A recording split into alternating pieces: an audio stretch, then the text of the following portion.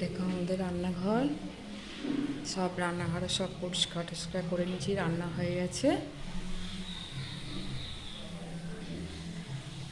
আর এখানে একটা বেডরুম দেখো পরিষ্কার করে নিয়েছি।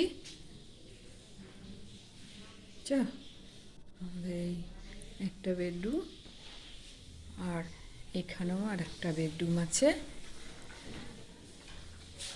এখানে আমার ঠাকুর থাকে। এখানে বেডরুম। তোমাদের ভালো লাগলে লাইক কমেন্ট শেয়ার করবে। এখানটায় ডাইনিং,